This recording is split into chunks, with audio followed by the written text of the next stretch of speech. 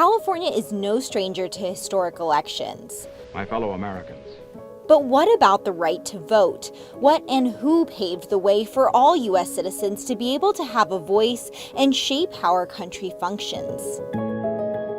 After the Mexican War in 1848, California became United States territory. You had to have it reach a certain population level in order to become a state. And because of the gold rush, we were able to do that very quickly. By 1850, we were the 31st state, making those who resided here Americans with weight in our democracy through their vote. It would have been a paper ballot, and then they would have put it into a very simple box, and they would have stuffed it in the end. But not all had this right. It would have only been men that voted. In 1850s, California, African Americans weren't allowed to vote. They couldn't even testify in court to defend themselves. Some of the earliest women to demand the vote in California included Lucinda Washburn, who had come to Sacramento during the gold rush. She never married. She was a New Englander who came here, and she had started off as a seamstress, and she ended up owning a lot of businesses. She was quietly one of the richest women in the United States. She was worth over $1 million.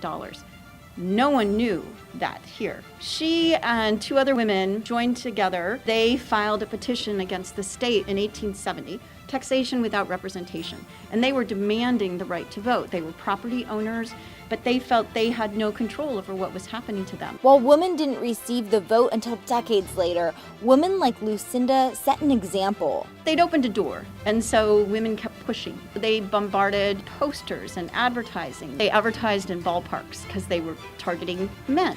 The men were the ones that were going to give them the right to vote. In 1911, women received the right to vote in California.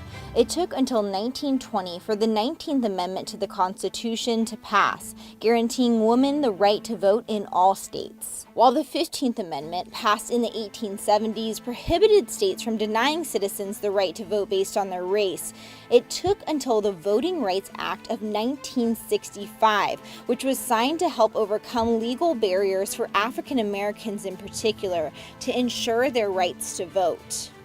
Their perseverance to vote is a reminder of the importance and weight each of our voices have. And I think that's kind of a really important lesson for all of us, is what is it that we want our democracy to be? And because of past generations' dedication, you can choose what the future of our democracy looks like through your ballot. When you look at the history that we have all around us and everything people did to fight for the right to vote, and how important it is that we participate in our democracy, that's why we're here, is so that everybody can have a voice. And it's up to you to use it one way or the other.